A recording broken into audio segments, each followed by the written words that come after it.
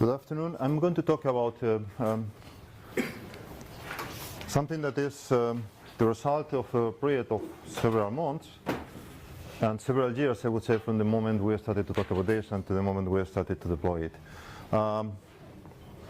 Some FOSDEMs ago, we started to talk to some people of the Open Document Foundation about having a development dashboard for LibreOffice and all the other projects around the Open Document Foundation umbrella.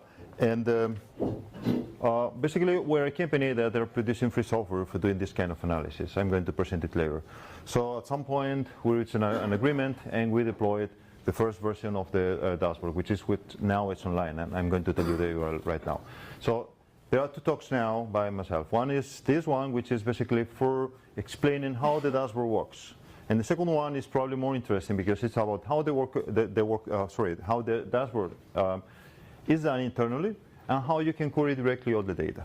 Because right now we have for 3 data sources of your development, we have all the information stored into a nice Elasticsearch database that can be queried in any way you may want.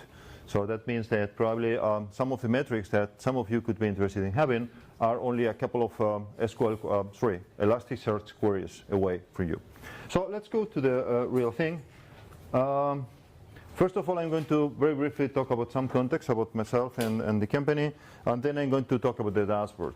And I'm going to spend the first 20 minutes talking about the dashboard. So the dashboard is online, as I said. Well, let me go and briefly show me. That's myself, even when it doesn't look like. I'm both at the university and at the company, so I've been working in software metrics for a while. But my approach to software metrics is not looking at the source code, but looking at the activity and the processes. That's what the dashboard is about. So some time ago, we decided to start a company, and the company is basically producing and using only free software. And that's what we use to deploy the dashboard. And the dashboard is here. So here you have the link. You can test the thing live if you want. And if you try it with a phone, it doesn't render well, but try it with a tablet or with a laptop. It's dashboard.documentfoundation.org. So it was updated like yesterday, so all of the information, I guess it's pretty up to date. And there are several views for the information. First of all, we have like 3 rows in the main entry point, which each one corresponds to one of the data sources. You have Git, you have Dorit, and you have Bacilla. And then on the left, you have numbers, which are summaries of what's happening in the project right now. And then you have 2 columns. This is about activity. So that's commits, code reviews, or tickets. And this is about persons. So that's authors of commits. That's people starting code review processes. And this is people opening tickets. And then you have some summaries on the right. The affiliation information is probably not very accurate yet, but still you can have an idea. So we use some heuristics based on the email address, which means that if you are using a Gmail address, for instance, you are in the unknown part. If you are using a corporate email address, usually you are in the part of the pie.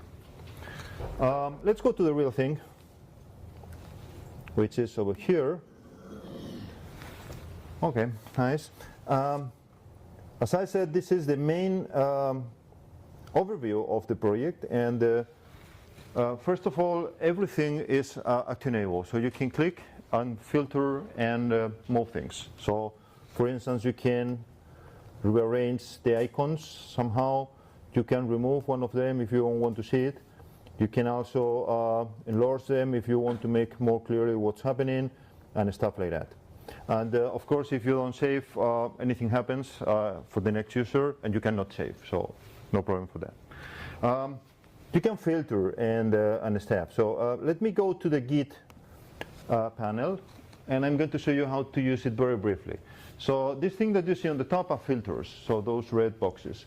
So we have 2 default filters for filtering out empty commits, I mean those commits that don't touch any file, and bots. For bots, we have some heuristics. I don't know how good they are for this dashboard, but basically they can be amended with manual effort. In any case, filters can be actioned on. You can just click here, and basically it removes the filter, which means that now the information you see once the thing is done is basically everything like it was before, but without the filter. So I'm going to activate it again, And you can filter by organization, so that if you want to have a look at what Red Hat is doing in these repositories, you can very easily go there, click, and filter. And now the thing is the same, but now for Red Hat activity. And you can also, of course, come to any other of the parts, like I want to filter on a specific repositories, for instance this one, and I want to check specifically what's happening. And well, this is the information. For some of the things there is nothing. Every time you click on something, a new filter appears, and filters can be removed just by clicking on the trash can, which I'm doing right now. Okay, so this is again the whole activity for the repository. Coming back to what's in the Git repository, you have information about the different authors. So probably this is a bot that should be filtered. You have organizations over time, where you can have a look at the commit activity over time and look at who is performing those commits by affiliation. This is just curious, because you know that in Git you have the local time of the committer, and all that depends on how well configured the laptop of the developer is, but otherwise, well, this is basically the American West Coast, this is the East Coast, and Latin America, this is Europe and Africa, this is Asia, this is Australia, and so on. So you can get first a rough idea of where your developers are. Of course, if people have UTC-0 in the laptop because they travel a lot, well, they are here. That's why this pic here. In any case, the information for Git is not, let's say, that interesting, because in many cases you already have it. But if you come to Gerrit, the information starts to be probably a bit more interesting. This is basically the number of code reviews over time. It seems that you started to use Gerrit intensively at some point in last year. So we can filter out the rest of the time. So on the top right, you have a date filter. So I'm going to get with only with the staff from the last year. And that's fair enough. OK. Now you can see the code reviews, the code review information as you have it now. And if you look at this one, it is by status. If you want to learn what status they are, here you have new, abandoned, and merge. So you have some new down here. So you have some abandoned all over the place, and most of them are merged. That's a number of code reviews by month. Of course, you can again click, and you can maybe focus on the currently open, new code reviews, and you can see how you have new code reviews from last year, but most of them are well, pretty recent, from the last, I don't know, 3 to 6 months. I'm going to remove that one.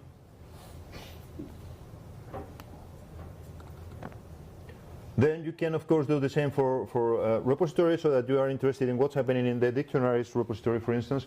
This is a code review activity there. And again, you can come down and see a bit more detailed information, like the number of patch sets per change set. So how many times developers have to resubmit until they get accepted. Those are numbers that start to give you an idea about how efficient the process is, because if you have a lot of cycles, that basically means that, well, the new versions that developers are sending are not good enough. They have to be reviewed again. They have to be asked again for a new version, and that's not much efficient. You can filter by persons, and you can filter again by organizations. I'm going to skip some of the menu entries for lack of time, but you can go later. Let me check Gerrit backlog, because it's probably the most interesting one for developers. This is the current backlog of Gerrit issues that you have right now. So to begin with, you can look at the time structure of those. So this is time, and this is the number of new change sets. Change sets in the new state. So as usual, most of them are recent, but the year starts here. So you can see, this is by week now, so you can see how you still have some that are 2 to 3 months old, and you have some that are very old. In many cases, you may be interested in learning which ones they are, to go and look at them. That's what you have on the left. So on the left, you can go and see, okay, I have this backlog, and I want to learn what's happening with this specific. For instance, this has been sitting here since March last year. So you can go and click and go directly to Gerrit and see what's happening with this one, and maybe deciding to, I don't know, close or abandon it or something. So this is probably interesting stuff for learning per repository. what kind of, let's say, jobs you still have pending from the code review point of view. Of course, you can also filter by who is submitting or which organization is submitting or stuff like that, so that you can zero on the kind of information you may want. For issues, I mean for Bugzilla, we have similar information. Here you have all the tickets in the current state. And I'm going to remove the legend so that you can see it better. I'm going to enlarge it a bit. With Bugzilla, we have some trouble with data retrieval, which means that the data is updated only up to November. But still, you can get the idea of how you can see the structure of all the tickets right now, how many of them were closed, where you have a ticket sitting for a long time in such and such state, and so on. Again, you can see the same by organizations, projects, submitters, and staff.